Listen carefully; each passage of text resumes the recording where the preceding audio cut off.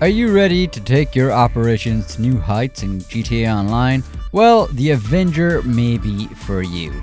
The Mammoth Avenger isn't just an ordinary aircraft, it's a vertical takeoff, turreted flying fortress and experimental weapons lab all rolled into one. There is a host of upgrades you can add to your Avenger, as well as one that will give you access to the San Andreas Mercenaries DLC.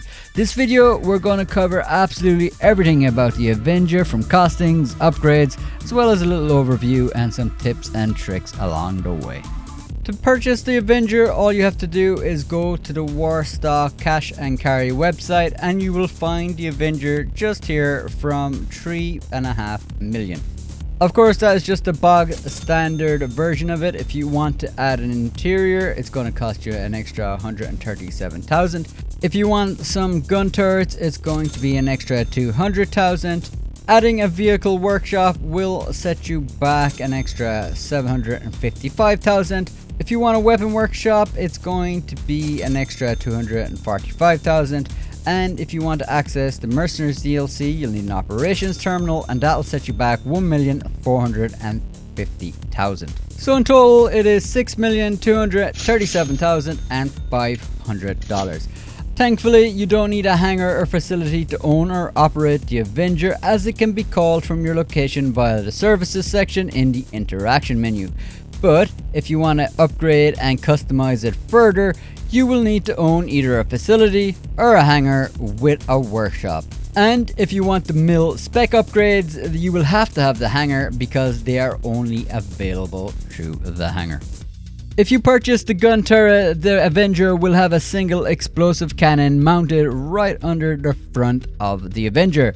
This behaves very similar to the ones of the MOC, albeit it will have a faster fire rate. There is an incredible range on this, and sometimes it might mean you need to strafe your shots because it might take a while for the shot to reach. If you're playing solo in your Avenger, you can just engage the autopilot and you can hover above and then enter the hold and control the turret.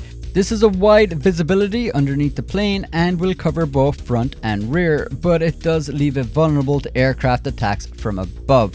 If you want to cover these additional blind spots, you will need to have either a hangar or facility where you can upgrade it to have an extra 2 turrets with explosive cannons, and that will give you 360-degree coverage against all targets. If you have 3 additional people, you can each mount a cannon, but if you're on your own, you can easily switch between turret stations with the touch of a button.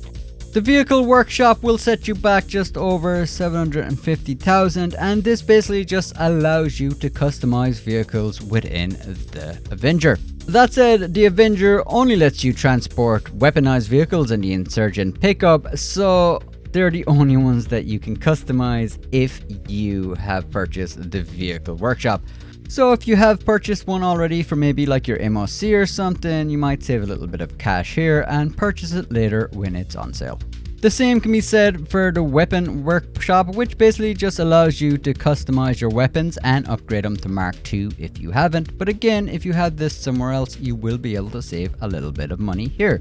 As mentioned already, the Operations Terminal will set you back 1,450,000 standard, and you will need this to access the Project Overthrow and LSA Operation missions, which I will get into a little bit later. 2 other little things that come standard with your Avenger is a wardrobe, which just acts like a wardrobe so you can access all your clothes. And you can also get a gun locker so you can change your loadout from your Avenger. And you get this little seat here if you want to have a little sit in your Avenger. As mentioned, you don't need a hangar or a facility to own and operate the Avenger, as you can just call it wherever you want. But if you want to upgrade it, you're going to either need a facility or a hangar with a workshop. This obviously adds an extra cost to the Avenger if you don't already own one of these, and it is worth noting that the hangar is the only one that will allow you to have the mill spec upgrades, which are pretty decent upgrades to get for this Avenger. Under primary weapons, you'll be able to add the front, top and rear turrets like I explained earlier for 240,000.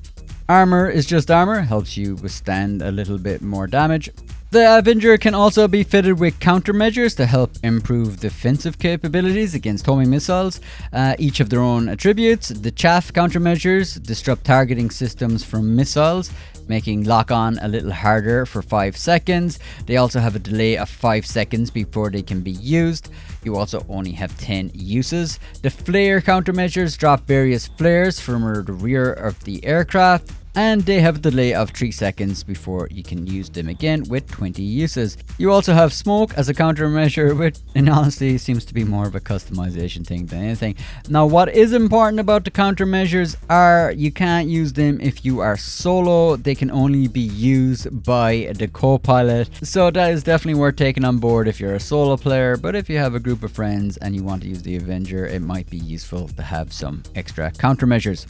Upgrading your engine gives you a bit more power and speed with your Avenger, and upgrading the handling will make it a bit more nimbler in the skies. The Avenger also has the option for installing bombs, providing a lot of firepower against ground targets. There are 4 different types of bomb choices for you to choose from: explosive, incendiary, gas, and cluster. With all of these, you have the option of just opening the bottom of the Avenger and dropping either one single bomb or carpet bombing an area. The explosive is just that. The bombs will have explosive impact when they drop and will have a radius of damage. The incendiary bombs will create fire just like Molotov cocktails, so they'll start burning targets when they land on the ground. The gas option, it works very similar to tear gas and has a slightly larger radius, but it doesn't do as much damage and it only lasts for around 25 seconds. Cluster bombs are just like smaller explosive bombs, but they give you a nicer spread across the radius of impact. The mil-spec upgrades, also called the Charlie upgrades, are only available from the hangar if you have the workshop, and here you also have the option to purchase the operational terminal if you didn't purchase it from Warstock and Carry. You also have the option to purchase the Mammoth Avenger Thruster. This will set you back $750,000. And once placed, you will have a thruster placed inside your Avenger, which you will be able to call through the services section in your interaction menu. The Mammoth Avenger Thruster doesn't have any options for any weapon upgrades, but if you have your Avenger just hovering on autopilot out there and you have called your Mammoth Thruster, well, you can just approach it from the rear hold and you will be able to use right on the D-pad to dock inside, which is pretty cool. For Autopilot Defenses, you have Stealth Module as well as a Missile Lock-On Jammer. The stealth module allows you to stay off the radar while you are in autopilot, and the missile lock-on jammer does exactly what it says. It just prevents people using lock-on missiles while you are in autopilot. It's worth noting you can only have one at a time, and purchasing one will mean you'll have to repurchase the other one if you change your mind, which is great. Within the Charlie upgrades, you also have the option to add a machine gun for $195,000. It just works like any other plane. And you also have the option to add missile launchers, which again works like standard planes. These 2 upgrades are great if you are a solo player or fly a lot on your own. There is also a bunch of liveries that you can choose from to help customize and make your Mammoth Avenger look unique. And of course, you can add your logo, crew logo, which does appear on the door if you add it. So handling wise, it does handle quite well and can be quite fast once it's moving forward. But when you want to land or take off, you will be doing so with propellers facing upwards. If you try to land with the propellers forward, it will automatically pull back up and it doesn't make for a smooth landing. As mentioned, you can call your Avenger from the services menu. You also have the option to return it to storage. Under the same menu, this is where you call and return your Mammoth Thruster if you've purchased that.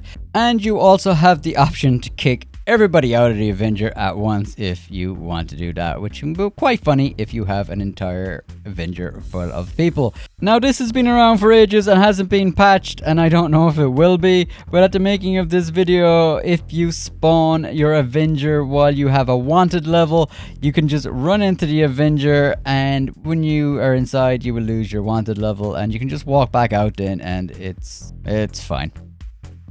By hovering, you can go into Autopilot by just going into the interaction menu, into services, and then into Autopilot. If you want to disengage the Autopilot, you can do the same thing. You will also have whatever Autopilot defenses you have purchased if you have purchased any of them. Once Autopilot is engaged, you have the option to head back into the hold and mess around.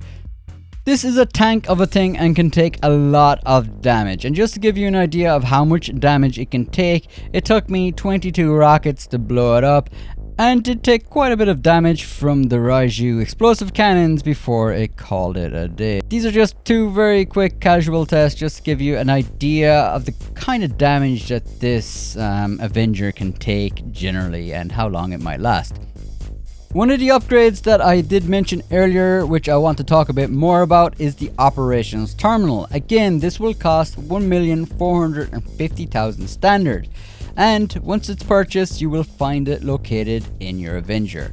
You'll need to register as either a CEO or an MC president to interact with it, but once you've done it, you'll be able to tackle either Project Overthrow missions or you'll be able to tackle LSA Operations. You can launch the latter by just calling Charlie Reed at any time also.